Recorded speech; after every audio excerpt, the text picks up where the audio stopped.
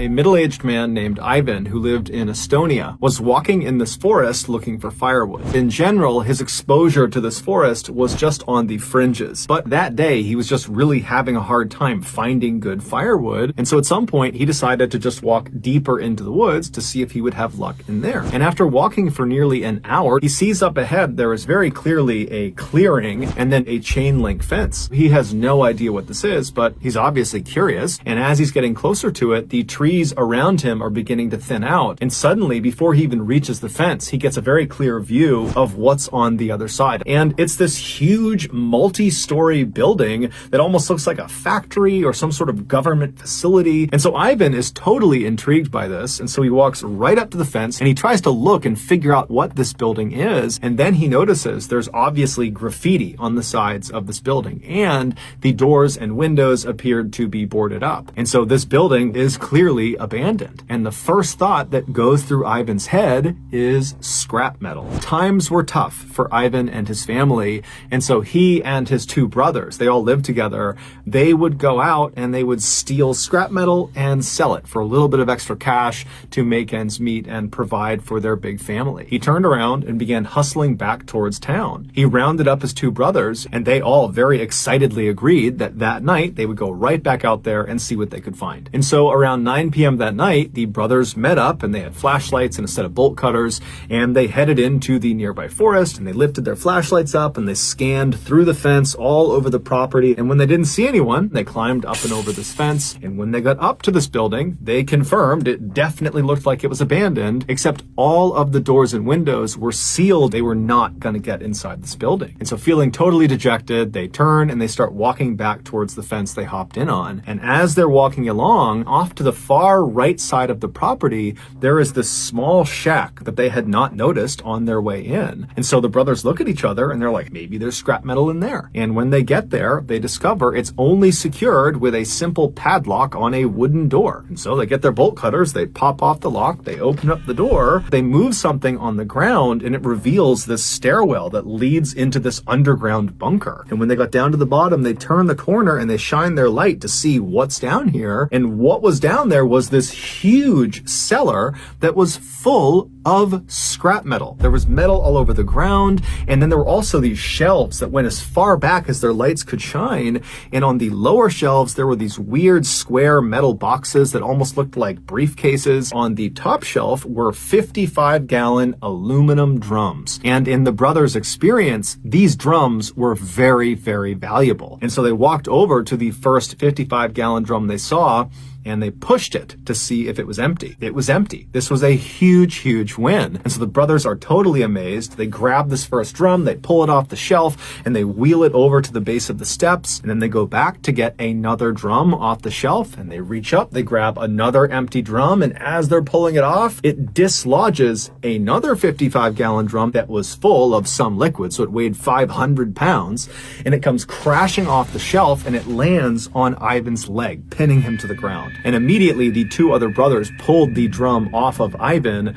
but it was obvious there had been significant damage done to his leg. Ivan couldn't even stand up anymore. And so they decided they would leave now and they would wait for Ivan to heal up, and then they would come back and they would collect their amazing haul. And so the brothers, they reached down and they picked up whatever pieces of metal they could to just kind of stuff in their pockets. And then the two brothers supported Ivan and carried him up the stairs. And then very slowly they made their way all the way through the forest. The two brothers helped Ivan get into his house, and they put him in his bed, and then Ivan went to sleep. The next morning when Ivan got up, he was expecting to feel better, but in fact his leg felt exponentially worse.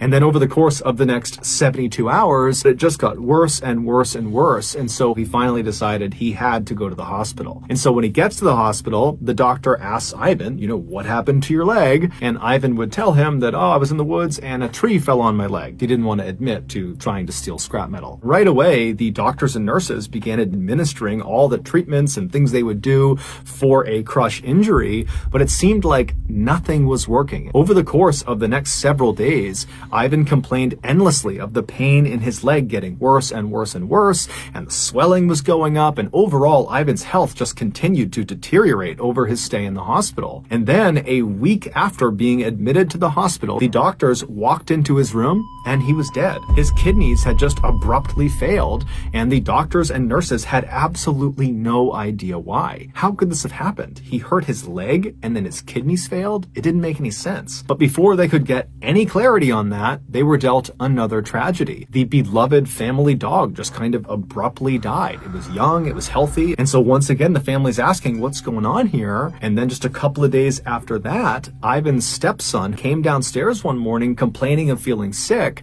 and when his family looked at his hands, they were blistered and covered in boils and looked like he had just reached his hands into a fire or something. But he would tell his family, I didn't do that. I don't know what's going on with my hands. I don't know why I feel so sick. And so the family rushed the boy to the hospital. Over the course of this initial discussion with doctors, the boy would tell them that over the last couple of days, he had been sifting through his stepfather, Ivan's possessions, and he had actually been using some of Ivan's tools from his toolbox. Now, the doctors were already aware of the strangeness around Ivan's death, and so the doctors knew something was off. And so on a hunch, they contacted the authorities and they told them what they thought. And then later that day, the authorities showed up at Ivan's family's house, and when they got out of the car, they were covered head to toe in white hazardous materials suits, and they marched into the family home, and immediately all their equipment led them to Ivan's toolbox, the same one the boy had been handling over the past couple of days. And when they opened that up, they discovered one strange piece of scrap metal. It was the only piece of scrap metal that Ivan had grabbed off the floor of that cellar and tucked in his pocket. And then after Ivan had passed away, his stepson had been going through his things and he had discovered this piece of scrap metal.